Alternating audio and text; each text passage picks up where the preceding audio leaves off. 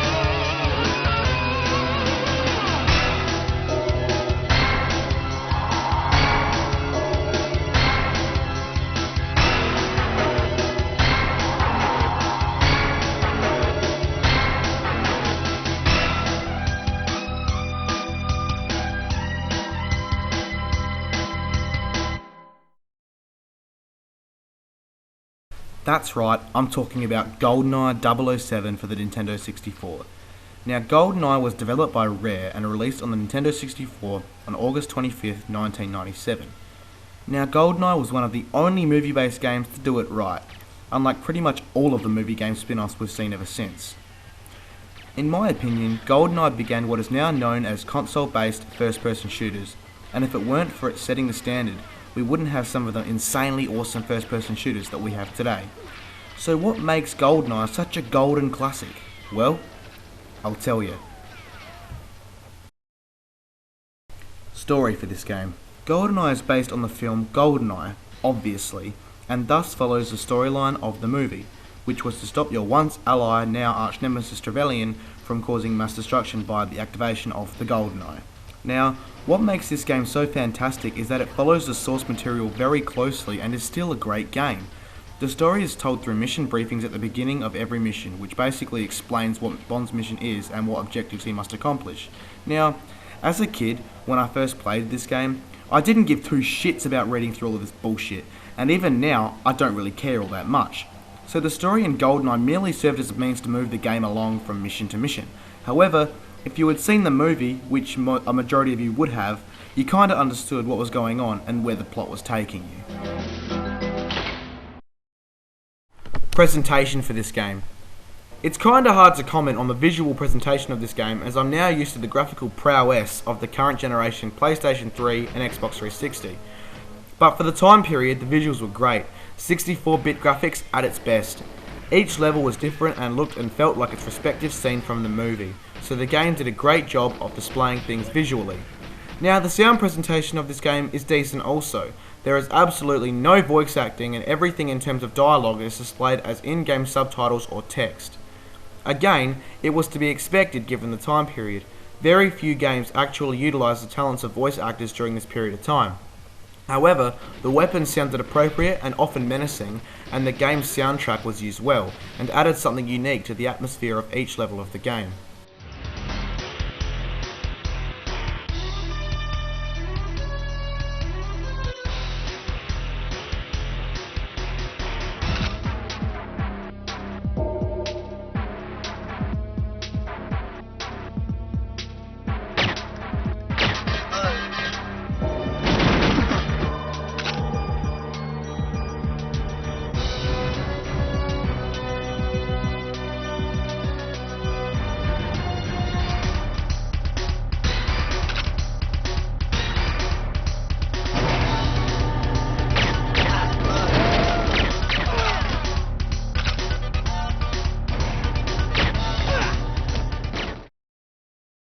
Gameplay for this game.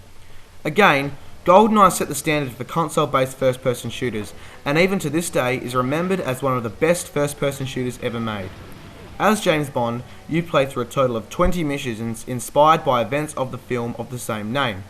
Therefore, you'll find yourself in snowfields, underground bunkers, boats, missile silos, and many more. The game even incorporates a really cool mini boss fight with Xenia, one of the main antagonists of the film, in the middle of a lush jungle. And trust me, this fucking bitch is packing some serious heat. Those of you who have already played this game will know exactly what I mean. You can also take control of a lumbering tank and fuck shit up in a number of missions. You have 4 save files available to you from the get-go, which is great if there is more than one of you wishing to play the story missions and or the multiplayer. The game gives you the option of playing through the game on one of 3 difficulties: Agent, Secret Agent, and 00 Agent. Playing through the game on the easiest difficulty increases the damage taken by enemies, reduces the damage taken by Bond, and limits the number of objectives per mission.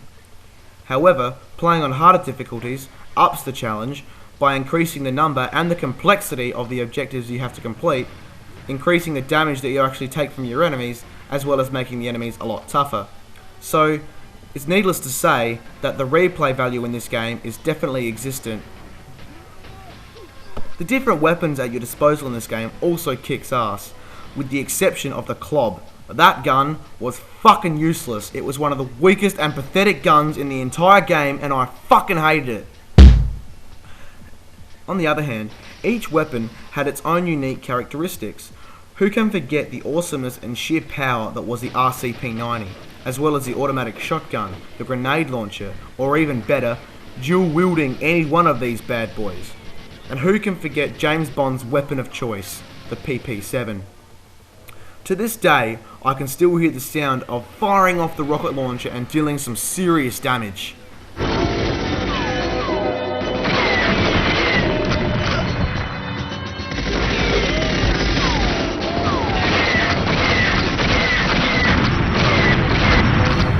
The cheat system in this game was always enjoyable.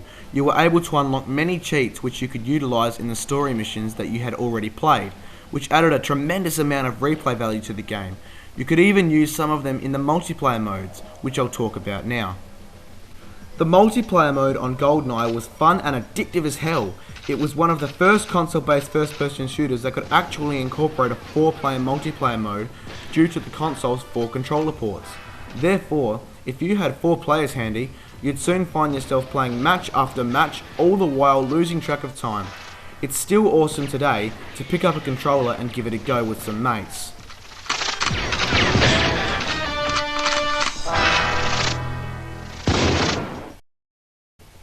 Now, before any of you say, wow, what a one-sided review, let me tell you, this game does have its flaws. Though not very many and not significant, there's still flaws all the same. The first of which is no co-op. Now, it's not a game-breaking issue in the slightest, however, it would have been great to play through the story missions with a mate or a sibling close by. It would have simply made a great single-player campaign even better. The next flaw in this game that I found quite annoying is the fact that there are no checkpoints. Now, it's not a massive issue, but it would have been nice to throw in a few checkpoints here and there so the player doesn't have to replay an entire mission if he or she dies, which often wouldn't happen. It'll be fucking Natalia that fucking dies. Hence the desperate need for fucking checkpoints. Which brings me to our next issue with this game. Natalia. Now, who that has played this game can honestly say that they don't have a passionate hatred for this bitch. Why, you may ask? Because she's so fucking annoying. She always dies, which results in a mission failure, and believe me, this happens a hell of a fucking lot. Especially in the control mission on 00 Agent when you're supposed to protect her, and she just fucking cops bullets to the fucking face. So half the time, to save the trouble of your enemies, you just fucking ice her yourself.